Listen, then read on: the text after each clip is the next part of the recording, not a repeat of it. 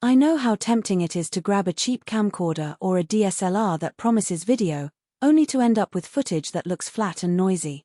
Link is in the description if you want to check the product details on Amazon. The Blackmagic Design URSA Mini Pro 12K feels like a different animal, a camera that actually delivers the cinematic look you're chasing without the usual trade-offs. When you're standing in a gear aisle or scrolling through a list of budget options, the biggest fear is that you'll spend a few $100s and end up with a device that can't hold a shot in low light, won't focus when you need it, or forces you into a workflow that eats up your shooting day. Those regrets are real, and they're why a lot of creators keep hitting their upgrade button without really knowing if the next step is worth the price tag. The URSA Mini Pro 12K tries to answer that question by stacking a Super 35 sensor that captures 12,288 by 6,480 pixels with a RAW workflow that's already familiar to Blackmagic users. In practice, that means you're not just buying a high-resolution sensor, you're buying a system that lets you pull back on the exposure knob in a dim warehouse and still retain usable detail, thanks to the 12-bit Blackmagic RAW codec and Gen 5 color science.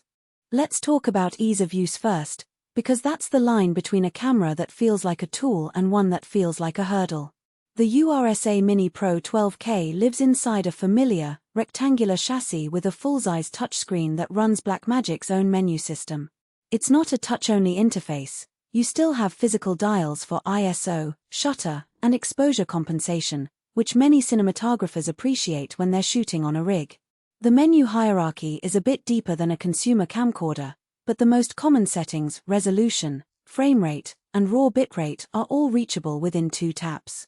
I found that once I set my default workflow, 12-bit RAW at 12K, 60 frames per second, the camera essentially stays there until I need a change, which cuts down the friction that can ruin a tight shooting schedule.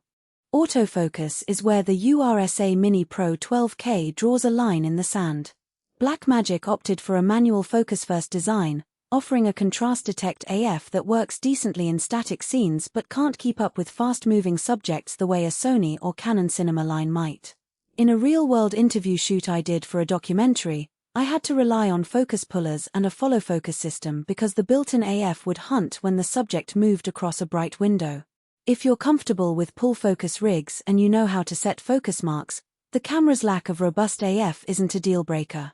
If you're hoping to point and shoot with a single hand, you'll likely be frustrated. Low-light performance is where the Super 35 sensor shines. Even though the camera advertises a 12K resolution that sounds overkill for night scenes, the sensor's native ISO range starts around 200 and tops out near 12,800 before you see a significant noise floor. In a test on a city rooftop at dusk, I could push the ISO to 6,400, keep the aperture at f2.8, and still retain clean shadows with enough highlight roll-off to look filmic.